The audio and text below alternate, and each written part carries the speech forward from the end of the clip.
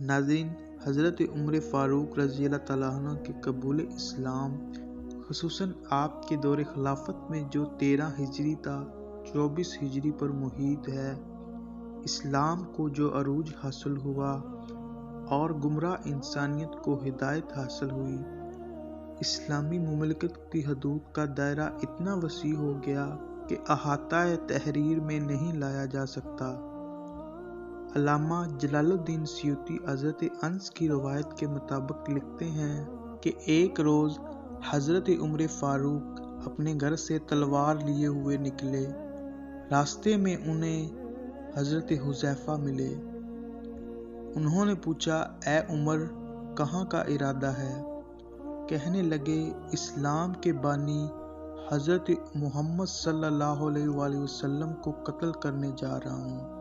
انہوں نے کہا، ایسا کرنے پر بنی ہاشم اور بنی زہرہ سے تم کیسے بچ سکو گے؟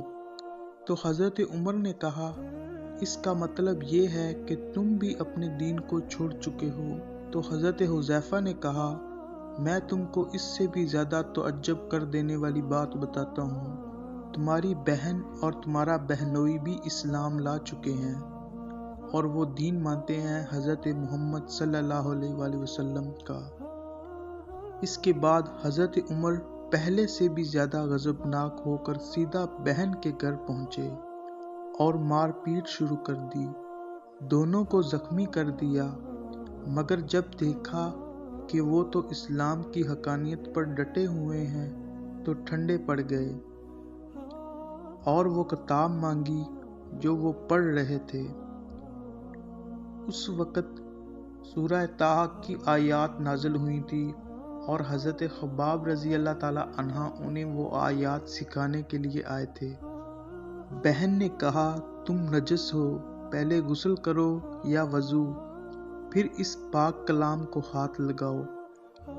ایک طرف حضور اکرم صلی اللہ علیہ وآلہ وسلم کی حضرت عمر فاروق کے اسلام لانے کی دعا اور دوسری طرف بہن اور بہنوئی کا اسلام پر مضبوط عقیدہ حضرت عمر کے قلب و ذہن کو متاثر کیے جا رہا تھا۔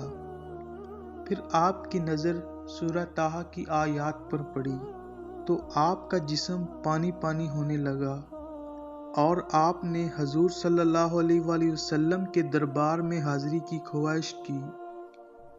حضور اکرم صلی اللہ علیہ وآلہ وسلم اس وقت کوہ صفا کے مقام پر تشریف فرما تھے۔ بہن اور بہنوئی جناب عمر کو لے کر دربار رسالت میں حاضر ہوئے۔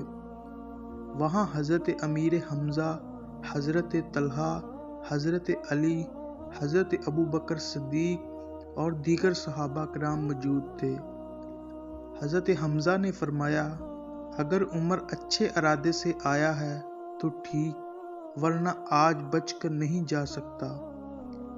سرکار دو عالم جناب حضرت محمد صلی اللہ علیہ وآلہ وسلم نے فرمایا، عمر کو اندر آنے دو۔